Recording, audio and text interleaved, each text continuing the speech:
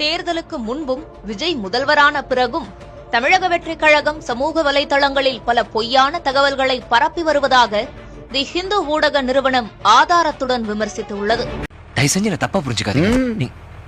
இப்பதான் உன்னை சரியா புரிஞ்சுக்கிட்டேன். தவேகாவில் 25க்கும் மேற்பட்ட தலித் வேட்பாளர்கள் பொது தொகுதியில் போட்டியிட்டு வெற்றி பெற்றதாக தகவல்கள் பரவின. நம்ம தமிழ்நாடு கவர்மெண்ட் இருக்கிற அந்த நிலைமையை பத்தி நான் உங்ககிட்ட நான் சொல்லணும்.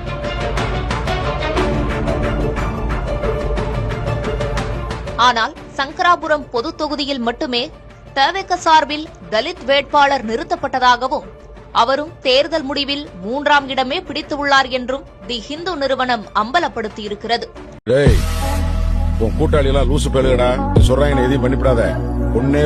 தவேக வேட்பாளர்கள் பலரும் ஏழைகள் என்றும் டீ கடை உரிமையாளர், ஆட்டோ ஓட்டுநர் போன்றோர் எம்எல்ஏ ஆகியிருப்பதாகவும் செய்தி பரப்பப்பட்டது.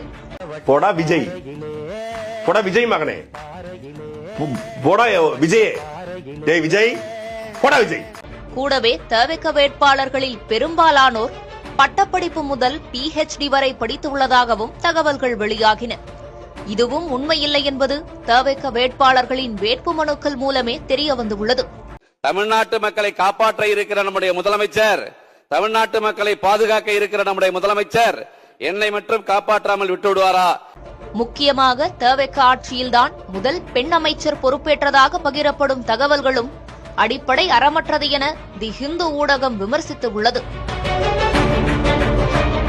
அந்த ஒருத்தர் சிரிப்பார்ல, முக்கியமாக விஜயின் முதல்வர் இருக்கையில் வெள்ளை டவல் இல்லை என்பது ஏற்கனவே கருணாநிதி, ஜெயலலிதா ஆகியோர் கடைபிடித்த நடைமுறைதான் என்பதையும், முதல்வர் அறையில் அமர்ந்தபடியே விஜய் உணவு சாப்பிடுவதாக வெளியான புகைப்படம் AI மூலம் உருவாக்கப்பட்டது என்பதையும்.